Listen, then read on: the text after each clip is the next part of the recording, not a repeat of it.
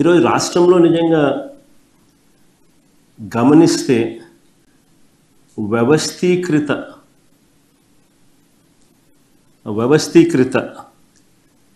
Illicit spurious liquor, illicit spurious మద్యం అన్నది వ్యవస్థీకృత పద్ధతిలో ఏకంగా ఈరోజు మందు అమ్ముడు కాబడుతూ ఉన్న పరిస్థితులు ఈరోజు రాష్ట్రంలో కనిపిస్తూ ఉన్నాయి. ఫస్ట్ టైం నిజంగా ఒక స్పూరియస్ లిక్కర్ కానీ ఇల్లిసిట్ లిక్కర్ కానీ ఒక వ్యవస్థీకృత పద్ధతిలో ఏకంగా మద్యం విక్రయాలు జరుగుతూ ఉండడం అన్నది ఎప్పుడు ఇంతకుముందు ఈ రకమైన మాఫియా అనేది బహుశా ప్రపంచ చరిత్రలో ఎప్పుడు చూసిందో అది కూడా ఇప్పుడు గమనిస్తూ ఉన్నాం. ఏకంగా నకిలీ మద్యం చిన్నపాటి ఫ్యాక్టరీలే కనిపిస్తూ ఉన్నాయి రాష్ట్ర వ్యాప్తంగా. నకిలీ మద్యం అంటే ఇల్లిసిట్ అండ్ స్పూరియస్ లిక్కర్ ఏదైతే తయారు చేస్తూ ఉన్నారో వారి మద్యాన్ని వారి లిక్కర్ షాపుల ద్వారా, అంటే వారి మాఫియా లిక్కర్ షాపుల ద్వారా, ఈరోజు గవర్నమెంట్లో ఈరోజు షాపులు నడుపుతూ ఉండేటివి అందరూ కూడా ఏ రకంగా వాళ్ళకు షాపులు వచ్చాయి, ఏ రకంగా తెలుగుదేశం కార్యకర్తలు, తెలుగుదేశం ఎమ్మెల్యేలు, తెలుగుదేశం మనుషులు ఏ రకంగా షాపులన్నీ కూడా నడుపుతూ ఉన్నారు, వాళ్ళకి ఏ రకంగా షాపులు వచ్చాయి, ఏ రకమైన మాఫియా అని చెప్పి మన అందరికీ తెలిసిన విషయమే ఏ రకంగా ప్రైవేట్ మాఫియా నడుస్తూ ఉందో. సో వాళ్ళ షాపుల ద్వారానే మద్యాన్ని కూడా వాళ్ళే తయారు చేస్తున్నారు, వాళ్ళ షాపుల ద్వారా వాళ్ళే మద్యాన్ని కూడా అమ్ముతూ ఉన్నారు. వాళ్ళ బెల్ట్ షాపుల ద్వారా గ్రామాలలో ఏకంగా ఆక్షన్ వేసి బెల్ట్ షాపులు స్థాపింపచేసి వాటికి పోలీస్ ప్రొటెక్షన్ ఇచ్చి ఆ పోలీస్ ప్రొటెక్షన్ ఆధ్వర్యంలో గ్రామాలలో మద్యాన్ని అమ్మడం ఏదైతే శ్రీకారం చుట్టారో ఈ మాఫియా, ఆ బెల్ట్ షాపుల ద్వారా కూడా అమ్ముతూ ఉన్నారు. బెల్ట్ షాపులే కాకుండా ఏకంగా ఇల్లీగల్ పర్మిట్ రూములు వీళ్ళ ఆధ్వర్యంలోనే జరుగుతూ ఉన్న ఇల్లీగల్ పర్మిట్ రూముల ద్వారా కూడా మద్యాన్ని విడిగా అమ్ముతూ ఉన్నారు. ఈ కల్తీ మద్యాన్ని ప్రభుత్వ ఖజానాకు వేల కోట్ల రూపాయల నష్టం కలిగిస్తూ ప్రజల ఆరోగ్యాన్ని పణంగా పెడుతూ వీళ్ళ సొంత జోబులు నింపుకునే దానికోసం ఏ స్థాయికైనా దిగజారిపోయి ఈరోజు డబ్బుల కోసం వ్యాపారం చేస్తూ ఉన్న పరిస్థితులు ఈరోజు రాష్ట్రంలో చూస్తూ ఉన్నాం. చూస్తూ ఉన్న ఈ నేపథ్యంలో దొరికిపోయిన వైనాన్ని కూడా మనం గమనించాం.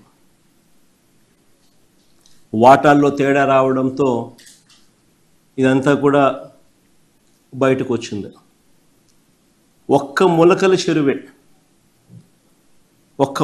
చెరువులోనే 20,208 బాటిళ్లలో నింపిన నకిలీ సరుకు దొరికింది. మరో 8,166 బాటిళ్లకు సరిపడా నకిలీ మద్యాన్ని కూడా పట్టుకున్నారు. అంతటితో ఆగిపోలా, 30 క్యాన్లలో సిద్ధం చేసి ఉన్న 1,050 లీటర్లు స్పిరిట్ కూడా అక్కడ లభ్యమైంది. ఇవన్నీ కూడా వాడుకుంటే మరికొన్ని వేల బాటిళ్ళు మద్యం తయారు మనకందరికీ కనిపించేది. ఇక్కడే సరే, మొలకల చెరువు నుంచి కాస్త ముందుకు వస్తే ఇక్కడ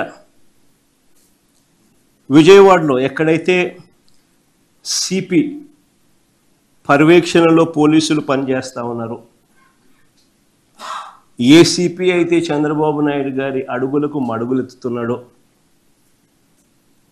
ఏ సిపి అయితే సిట్ పేరుతో గతంలో ఏమీ జరగకపోయినా కూడా తప్పుడు సాక్ష్యాలతో మా పార్టీ వాళ్ళను వేధించే కార్యక్రమాలు, హెరాస్మెంట్ చేసే కార్యక్రమాలు చేస్తూ ఉన్నాడో అదే విజయవాడ సిపి పర్యవేక్షణలో ఉన్న ఇబ్రహీంపట్నంలో మరో నకిలీ మద్యం ఫ్యాక్టరీ బయటపడింది.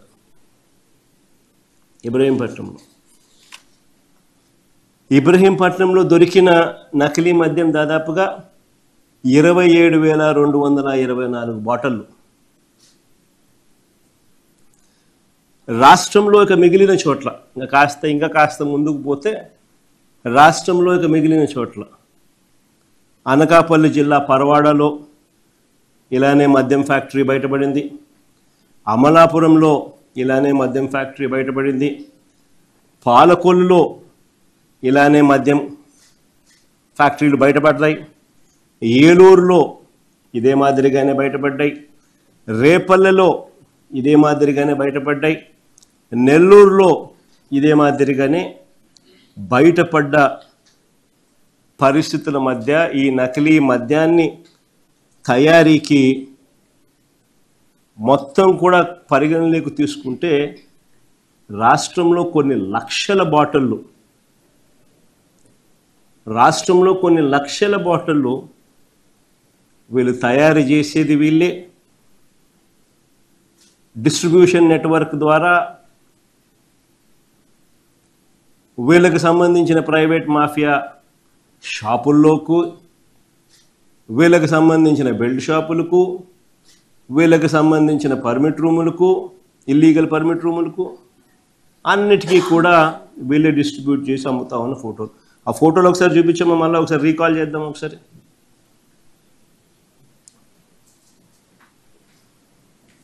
ఇది తంబలపల్లి నియోజకవర్గంలో ఇంతకు ముందు నేను చెప్పినట్టుగా తంబలపల్లి నియోజకవర్గంలో మొలకల చెరువులో లభ్యమైన ఫ్యాక్టరీతో పాటు పట్టుబడ్డ నకిలీ మద్యం బాటిళ్ళు. నెక్స్ట్ ఫోటో మళ్ళీ అన్నమయ్య జిల్లా. చూసారా బాగా ఎంత చక్కగా కూడా పూజ గీజ కూడా చేసి కూడా ఏ రకంగా మ్యానుఫ్యాక్చరింగ్ ఎంత